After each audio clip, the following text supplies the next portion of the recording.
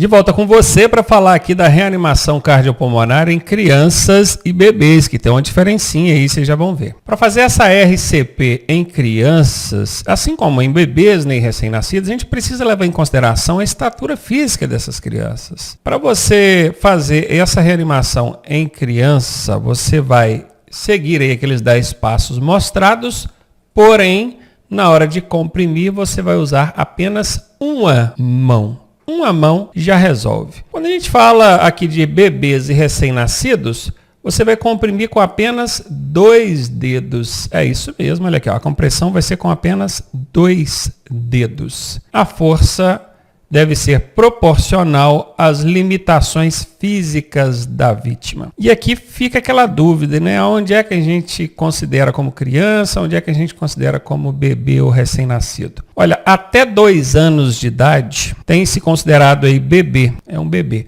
Recém-nascido ou um bebê de até 2 anos de idade, você vai usar aí os 2 dedos da mão para fazer a compressão. Se for uma criança, aí já pega aí a partir de 2 anos até lá para os 12 anos de idade, apenas uma mão. De 12 anos para frente, a gente entra na pré-adolescência, já pode utilizar as 2 mãos, sempre observando aqueles 10 passos que a gente viu na aula anterior e também tomando cuidado com a estatura física da vítima ali. Agora a letra D, dentro do protocolo XABCDE, que entra ali na questão da avaliação neurológica. Avalie o nível de consciência e a reatividade pupilas, né? Daqui a pouco a gente fala melhor delas, do traumatizado. Para isso, utilize o método AVDI. Professor, outro método dentro do método que a gente já está vendo? Dentro do XABCDE, a gente está falando agora do D, que é a avaliação neurológica. Nela, para fazer uma boa avaliação neurológica, existe um outro método, dentro desse que a gente está vendo, chamado de método AVDI. Ele está aqui na tela para você, onde o A é questão de alerta, essa vítima está acordada, os olhos dela estão abertos ou fechados, ela fala. Então aqui é o A desse método AVDI. Não, ela não está acordada, os olhos não estão abertos e ela não fala. Isso aqui já é uma situação bem crítica, né? Nesse segundo caso, ela responde a estímulo verbal, por isso verde, verbal. Você fala com ela e ela responde, não necessariamente falando, mas fazendo o que você está pedindo. Você fala, mexe com a mão, ela vai, mexe, ela está entendendo e está correspondendo. Tem também a avaliação do D, onde entra o doloroso, que é, no caso, por meio de dor, estímulo doloroso, é o beliscão, é a cutucada com a caneta, que nós já falamos, né? E o I, que é o inconsciente, ela está totalmente irresponsiva a estímulos, nem a cutucada com a caneta resolve. Então, feita essa análise, você vai ver ali o grau de inconsciência dessa pessoa. Vai ter uma melhor condição de fazer essa avaliação neurológica para poder dizer em que situação ela se encontra na hora ali, então, de acionar um socorro, um resgate. E tanto falamos das pupilas, né, que agora a gente vai falar delas com detalhes. A pupila, esse ponto escuro que tem no meio do olho. Nesses 2 olhos aqui de cima, a pupila está pequenininha. Aliás, as pupilas estão pequenininhas, elas estão contraídas. Nesses 2 olhos aqui do meio, a gente tem uma pupila contraída e uma dilatada. E nesses 2 últimos olhos aqui, a gente tem as 2 pupilas dilatadas. Quando a gente vai analisar essas pupilas, a gente deve observar o tamanho, que foi a primeira coisa que eu fiz. A simetria, quer dizer, elas estão iguais ou diferentes. Nesse primeiro caso, elas estão pequenas, contraídas, porém simétricas, elas são iguais. Agora, no segundo caso, elas estão assimétricas, tem uma pequena, outra dilatada. E você vai observar também a reação à luz. Por quê? Porque as pupilas, elas tendem a reagir contraindo quando expostas à luz. Então você chega à luz ali, a lanterna do seu celular no olho da vítima, abre lá, chegou a lanterna do celular, ela tem que contrair. Se ela ficar paralisada, cara, tem algo errado. Então ela tem que contrair quando exposta à luz. Feito então esse teste, a gente precisa saber alguns nomes. Ambas contraídas levam o nome de miose. Uma contraída, a outra dilatada, elas estão assimétricas. Simétrica quer dizer que elas estão iguais.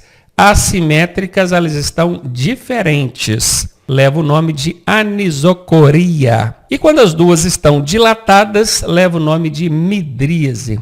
Professor, isso lascou com a nossa vida. Eu não vou guardar esse negócio de miose, anisocoria, midríase, não. Olha, a parte do contraída, dilatada e assimétricas, vocês entenderam? Contraída, pequenininha, dilatada, grandona. E assimétricas, diferentes. Até o sinal do diferente aqui. O guardar o nome na frente é muito fácil. Você não precisa decorar o nome. Na prova, vem as alternativas. E vindo as alternativas, é só você fazer relações. Ó, pupilas dilatadas. Você vai naquela que tem o D. O único nome aqui que tem o D é o midríase. O D está bem aqui no meio, midríase. Então você já relaciona o D do midríase. Você sabe que midríase é o nome dado quando as pupilas estão dilatadas. Anisocoria começa com A, assim como o assimétricas. E o contraída não tem relação nenhuma, mas foi a que sobrou. Sendo assim, a que sobrar é a contraída, no caso, a miose. Façam essas relações. Não precisa decorar isso aqui, não. Na hora da prova caem as alternativas, então vocês vão fazendo as relações aqui para saber qual é o nome de cada uma delas, tá? Eu, sinceramente, acho desnecessário perguntar isso em prova. Até nem cai assim com tanta frequência. Mas quando cai, se souber responder, é um ponto garantido, né? E qual a finalidade, o objetivo, a importância de saber analisar essas pupilas, hein? Bom, se as pupilas ficam contraídas e paralisadas, elas não se dilatam, mesmo quando eu tiro a lanterna ali do olho da vítima, isso é sinal de que ela teve uma lesão no sistema nervoso central. SNC é Sistema Nervoso Central. Isso aqui provavelmente tomou alguma pancada na cabeça, algum trauma e comprometeu então os comandos do cérebro para o restante do corpo. A utilização de drogas também pode provocar essa paralisação das pupilas contraídas. Só prestando atenção no seguinte, o consumo de bebida alcoólica, se o cara estiver embriagado, a tendência é que as pupilas fiquem dilatadas. Dilatadonas, todas duas. A maconha, por exemplo, é um tipo de droga que também deixa as pupilas dilatadas, que dá aquela sensação de embriaguez, né? Agora, drogas estimulantes, igual cocaína, LSD, outros tipos de drogas, as pupilas vão ficar contraídas e paralisadas.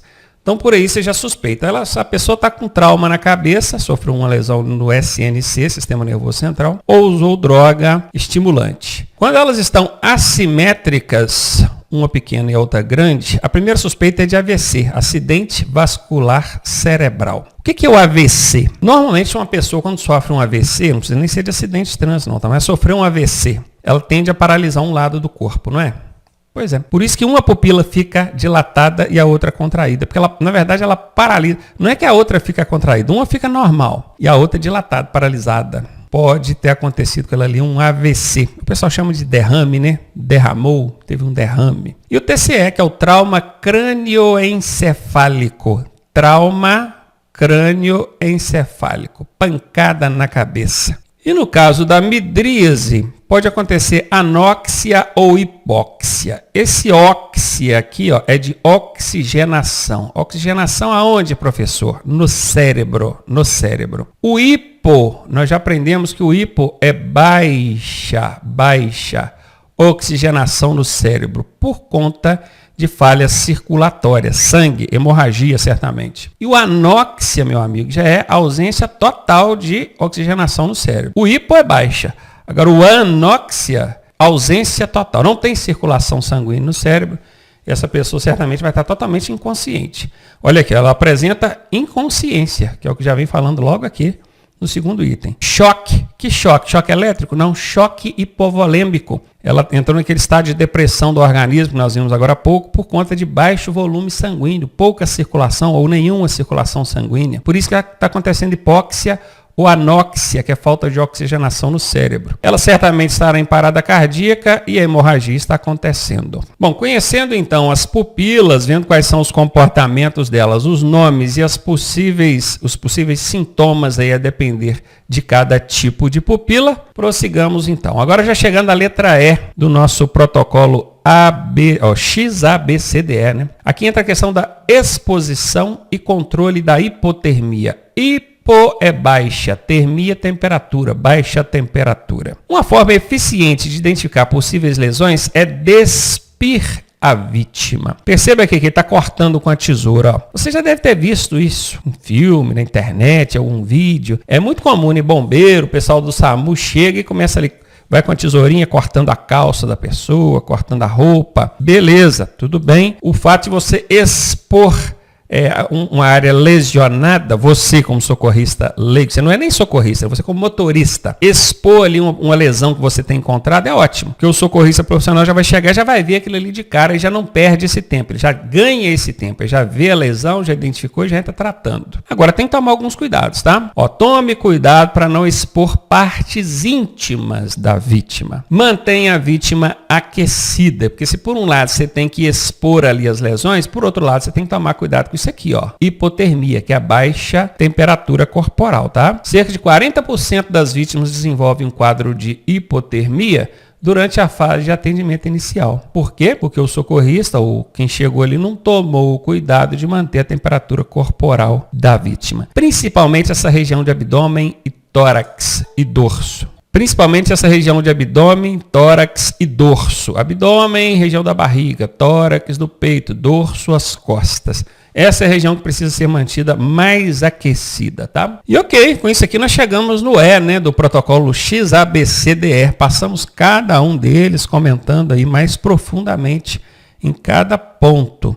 Agora a gente vai falar aí de outros casos relacionados também à prestação de socorro que requerem muito cuidado. Vai começar aqui pela imobilização da vítima. Anteriormente nós já falamos de imobilização da região cervical, pescoço, cuidado que precisa ser adotado. E aqui agora a gente vai falar da imobilização total da vítima. Bora ver? Se necessário transportar uma vítima, utilize uma maca ou qualquer outro material que permita a imobilização total da vítima. Aqui tem uma maca profissional. Cada correia coloridinha dessa aqui, ó, prende uma área do corpo. Aquela lá de cima vai prender a testa da pessoa, essa verde vai prender o tórax, a amarelinha vai prender o abdômen, a vermelhinha a pelvis ou o quadril, essa aqui prende os joelhos e essa aqui prende os pés. A vítima fica toda imobilizada. Esse é o objetivo, que ela não se movimente, que ela fique o mais imobilizada possível. Você tem uma dessa no seu carro? Não, né? Então vai ter que improvisar. E como é que improvisa um negócio desse, professor? Imagino que você já deva ter pensado em algo aí.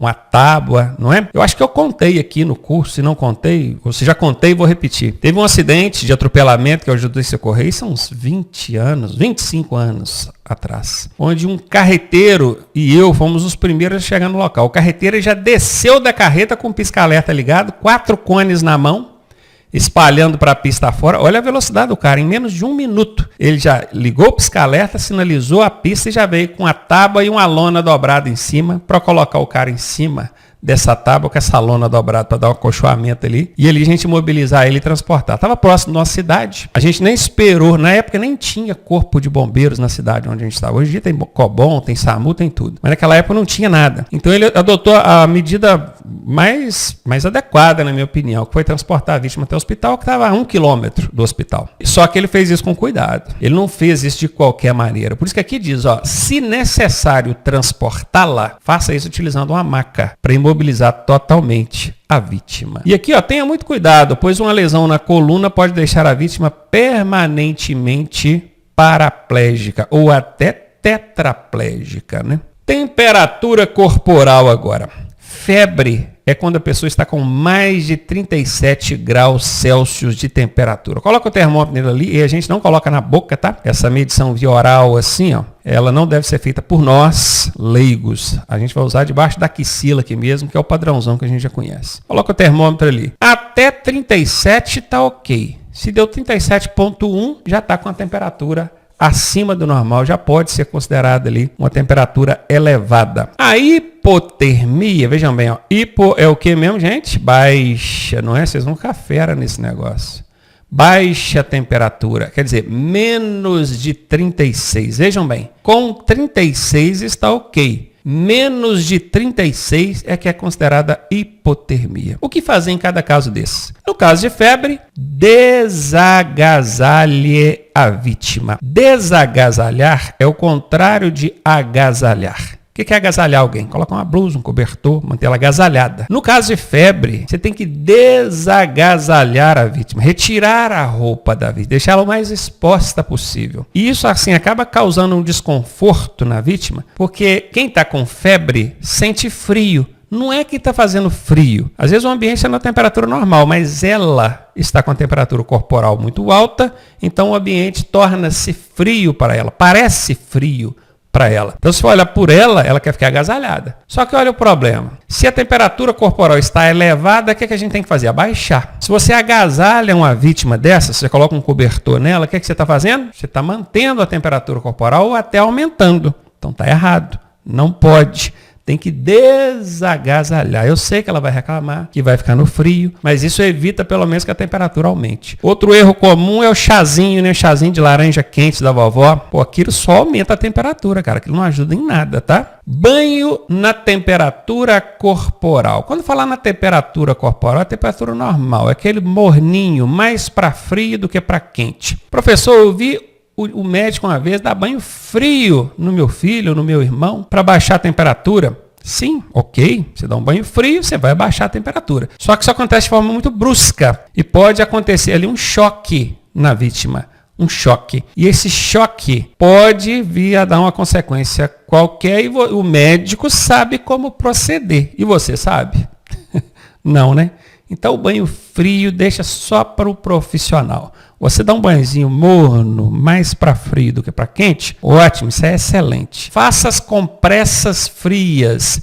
Compressa é aquele pano molhado, em água fria. Aí você pode colocar na testa, no pescoço, nas axilas, aonde você conseguir colocar ali. Tem umas pegadinhas que o Detran põe que não vejo sentido nisso, mas coloca. Quer ver, por exemplo? Eles colocam uma alternativa lá assim. Seque a axila da vítima para aplicar compressa fria, úmida e fria. O que é a compressa fria? É uma compressa molhada em pano frio, em água fria. É um pano molhado em água fria. Ela está encharcada de água fria. Para que você vai secar a axila da pessoa para molhar depois com pano? Não faz sentido. O secar a axila é um procedimento adequado antes de você colocar o termômetro para medir a temperatura.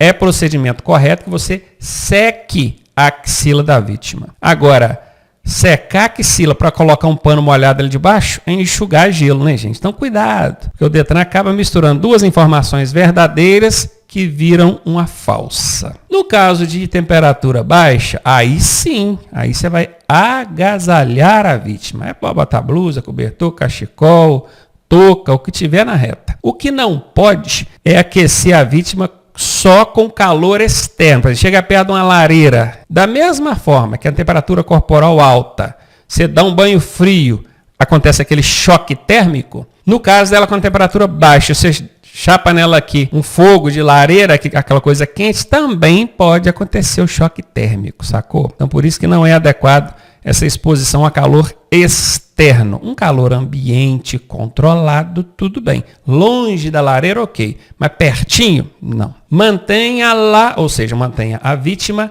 aquecida. Obviamente, você não vai dar bebida alcoólica. Então, uma dose aqui de conhaque, que ó, esquenta, uma pinguinha boa aqui. Não, né, gente? Bebida alcoólica de jeito nenhum. Em nenhuma hipótese ofereça medicamentos ou bebida alcoólica. Bebida alcoólica eu já falei, né? Medicamentos, vamos reforçar aqui agora. É muito comum em casa, alguém com febre, a gente dá para ele um antitérmico, que chama, né?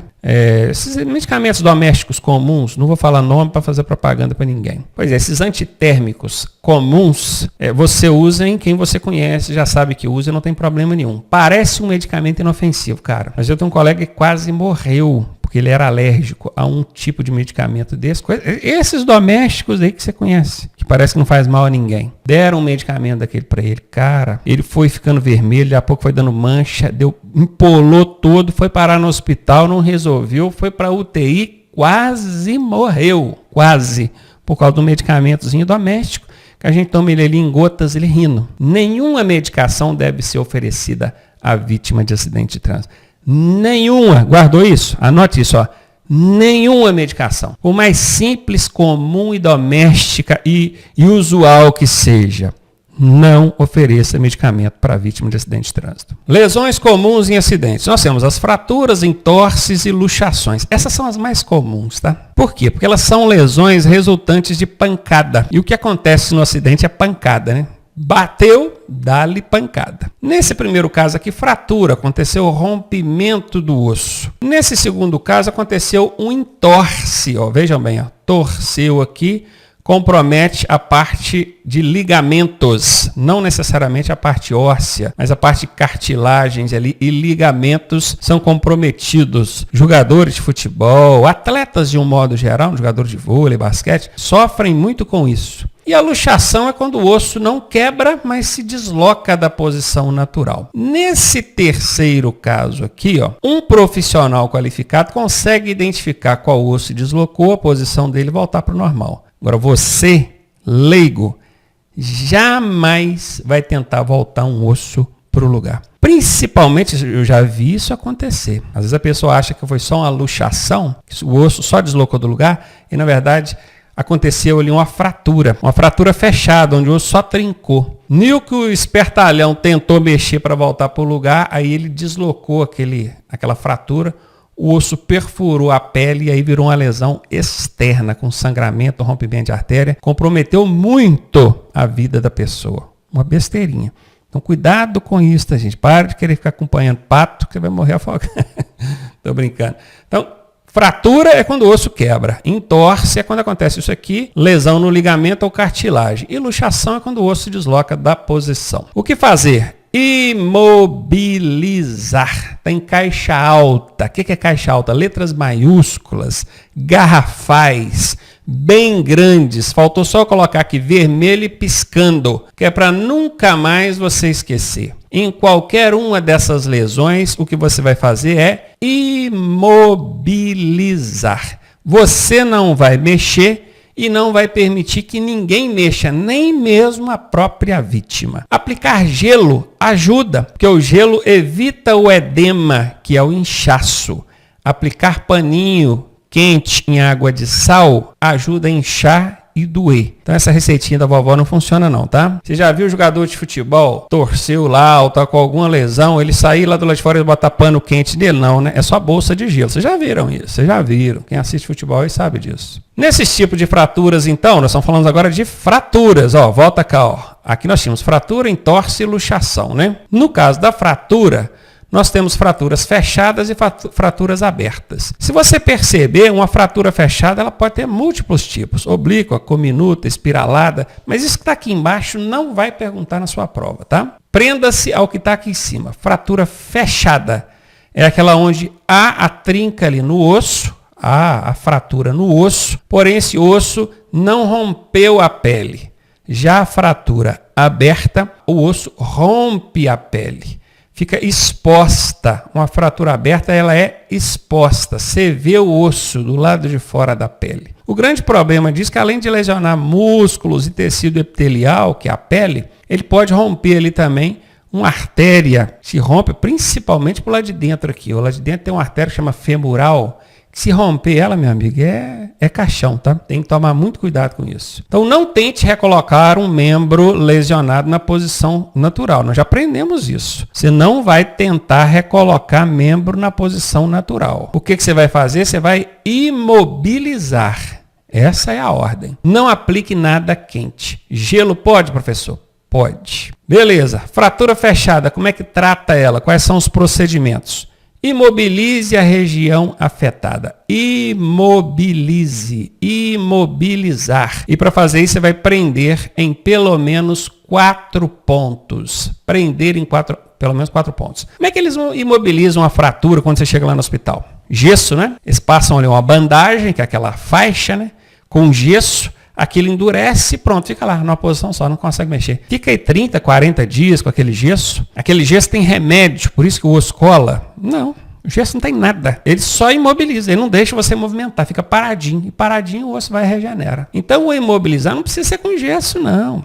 Tanto que tem gente que não usa o gesso. Ele compra aqueles imobilizadores que ele consegue tirar para tomar um banho, colocar. De certa forma não é tão bom quanto o gesso, porque o imobilizador ele acaba tirando às vezes, mesmo que seja para tomar um banho. E aí acaba movimentando ali com o braço ou o membro lesionado. Mas enfim, você pode usar ali um pedaço de papelão, um pedaço de ripa de madeira, qualquer coisa. Põe aquilo ali no braço da pessoa e prenda em no mínimo 4 pontos. Vejam aqui, ó.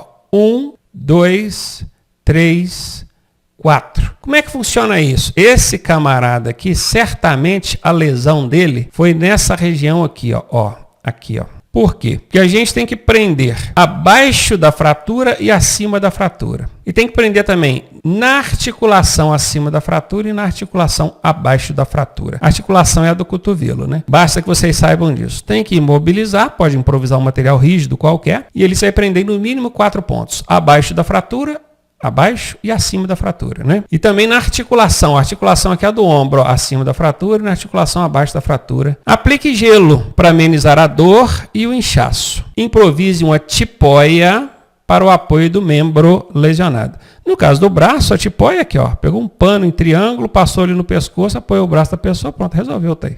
Tá feita a tipóia. Olha o gelo aqui, ó, a bolsinha de gelo. E quando a fratura for aberta, professor, o que é que muda? Procedimentos. Faça curativo sobre o ferimento. Então tem que cobrir isso aqui, porque tem sangramento, tem perda de sangue.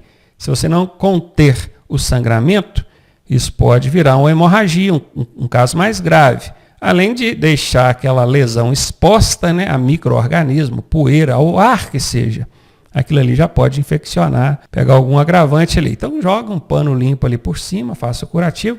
Não mexa nesses ossos quebrados aqui, tá? Deixa do jeitinho que estão. Aqui, ó, controle a hemorragia, controle os sinais vitais, imobilize como nas fraturas fechadas. Mas se eu colocar uma tala em cima do osso aqui, como é que vai fazer? Não põe em cima, né, meu amigo? Põe de um lado e do outro. Se o problema está em cima do braço aqui, ó, você não vai botar tala em cima, você vai colocar dos lados, né? De um lado e do outro. E prende ali sem pressionar nada em cima do osso. Quanto menos sem movimentar com essa região, melhor. Não tente recolocar o osso ou membro lesionado na posição natural. A ordem é imobilizá-lo. Aplicação de bandagem. Bandagem é isso que vocês estão vendo na ilustração, que o pessoal chama de faixa, atadura. Aquele que usa para mumificar os outros, né? Coloca, enrola a múmia, é isso aqui puro, né? A múmia não tem roupa, ela tem a bandagem. Como é que aplica isso, professor? Tem alguns procedimentos. A região onde vai ser aplicada a bandagem deve estar limpa e os músculos relaxados. Se o cara tiver contraidão lá, você vai e enfaixa aquilo ali, aplica a bandagem. Na hora que você acabar de aplicar, ele relaxa o músculo, é que fica tudo frouxo, solta tudo.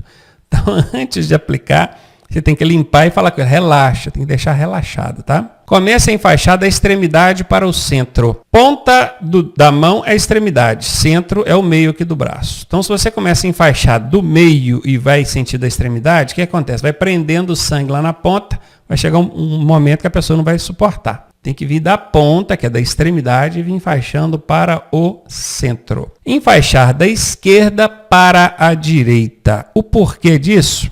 Não sei dizer. Provavelmente é que na hora de tirar vai facilitar, tá? Então preste atenção nesses 3 procedimentos, que isso pergunta em prova. Amputação de membro. Quando um membro é amputado, nesse caso da ilustração, que foi uma mão, né? O cara perdeu aqui uma mão. É muito comum, eu vejo direto em prova, uma questãozinha que fala assim, o camarada foi fechar a porta do carro e prendeu o dedo, amputou uma parte do dedo, ou o dedo todo. Olha o que é o procedimento. O procedimento é o mesmo quando ele amputa uma mão, igual que nós vamos ver aqui, tá? Então tá aqui, proteja o ferimento e controle a hemorragia. Proteger o ferimento é cobrir, para evitar dele ficar exposto. Controlar a hemorragia é conter ou amenizar o sangramento. Nós já falamos disso lá na parte específica de hemorragia. Envolver a parte amputada, aqui no caso a mão, em panos limpos. Panos limpos. Colocou em pano limpo, em seguida você vai colocar dentro de 2 sacos plásticos, olha que interessante, e levar junto com a vítima para o hospital. O que ele fez? Depois de colocar em 2 sacos plásticos, ele colocou essa parte amputada no gelo. O gelo é ótimo para conservar ali a vida daquele membro, né? Se é que a gente pode dizer assim, a vida, as condições vitais daquele membro lesionado. Na hora de reimplantar vai valer. Ele é bom por causa da baixa temperatura. Mas se você colocar a parte amputada direto no gelo, aí dá ruim. Não pode. Por isso que aqui ainda fala, coloque dentro de 2 sacos plásticos, que é para garantir que não vai entrar água gelada ali e ter contato com o membro fraturado. Essa sacola não pode ser furada. Coloque dentro da sacola, prende bem a boca dela e para garantir, coloque dentro de outra sacola, amarra bem e aí coloque no gelo. Contato direto com o gelo não pode, você já aprendeu. E por fim, só chamando aqui a atenção, né? Não coloque a parte amputada em contato direto com o gelo. Pronto, é isso aí. Queimaduras agora. São lesões produzidas nos tecidos de revestimento do corpo e podem ser causadas por, bora ver, agentes térmicos, produtos químicos, eletricidade, radiação. A queimadura pode ser de primeiro, segundo e terceiro grau. Bora ver isso aqui? Agentes térmicos, fogo, produtos químicos, pensar aqui, a cal, né? A cal, por exemplo, é o produto que queima. Qual outro? Que soda também, soda cáustica. Eletricidade, alta voltagem, vai provocar queimadura. E radiação do sol, por exemplo. Então aqui nós demos um exemplo para cada um. Lembrando que tem queimadura de primeiro, segundo e terceiro grau. Ah, professor, de terceiro grau é mais grave? Nem sempre. Uma queimadura de primeiro grau no corpo todo é mais grave do que uma queimadura de terceiro grau só na mão. Então não é o grau da queimadura que define a sua gravidade. A gente já vai ver o que define a gravidade da queimadura agora. A gravidade de uma queimadura é calculada considerando 4 aspectos. Considerando-se 4 aspectos.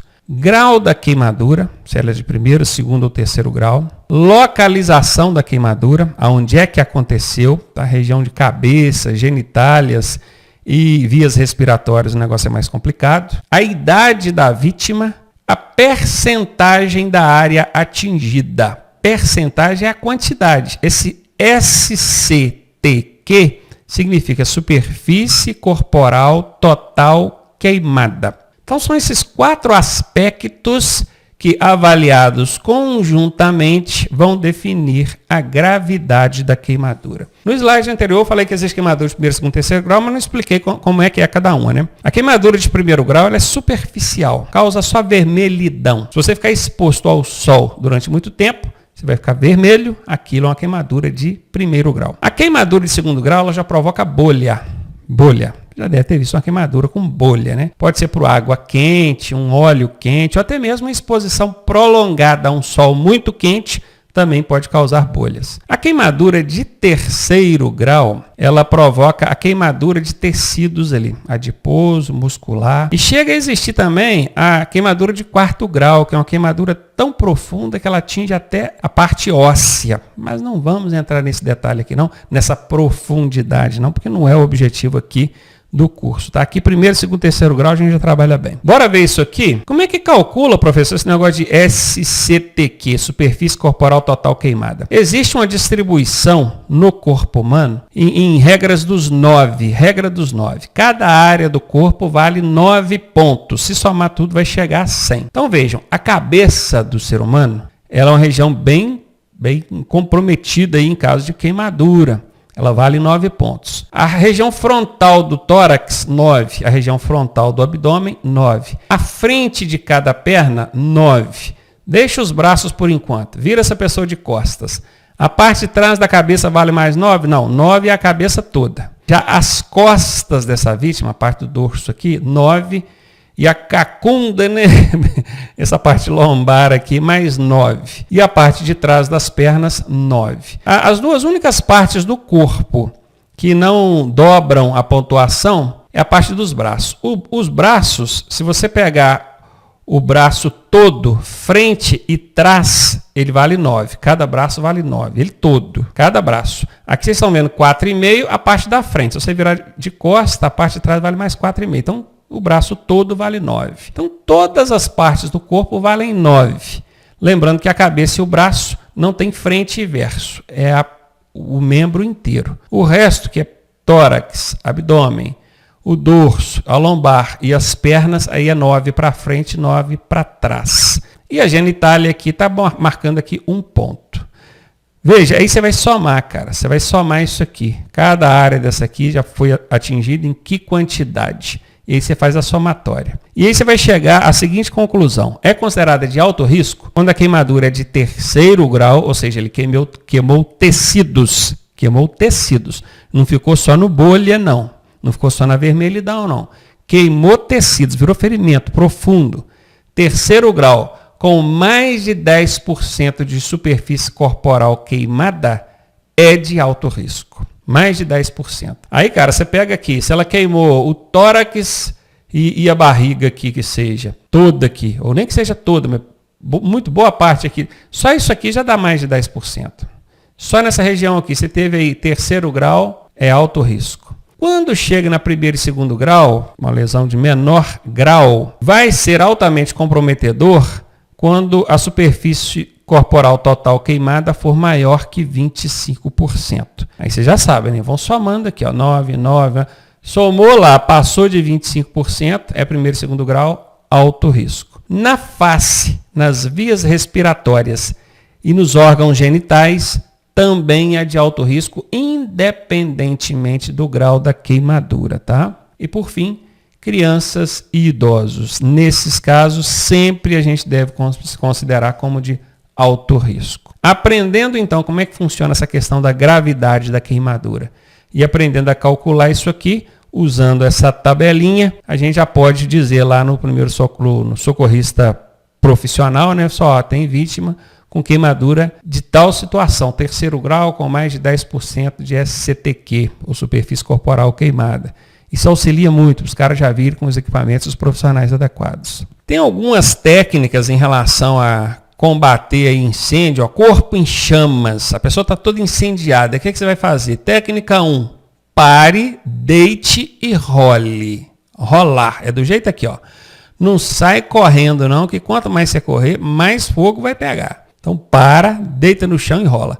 Conforme as partes do seu corpo vão pegando no chão, elas vão apagando, tá? A técnica número 2 é a técnica do abafamento. Você vai pegar um cobertor, até uma lona mesmo, e abafar. Isso é bom que seja feito por mais de uma pessoa, tá? Que 2 pegam do lado de cá, 2 do lado de lá desse cobertor, dessa lona e abafa. Olha o que esse cara está fazendo. Ele se projetou sobre a vítima em chama. Ele está correndo o risco de também ser incendiado. O ideal seria que tivesse 2 pessoas do lado de cá, 2 do lado de lá, e abafar. Tem que bater mesmo com a coberta em cima da região queimada. Ele, conforme vai abafando, vai apagando. Errado, que não pode de jeito nenhum, correr. Aí, ó, quanto mais corre, pior fica. Retire a roupa nas partes atingidas pelo fogo, sem puxar as partes onde colaram. Está aderido. Ó, pegou fogo, colou aqui no meu braço. Eu vou puxar, vai arrancar a pele, vai virar uma ferida.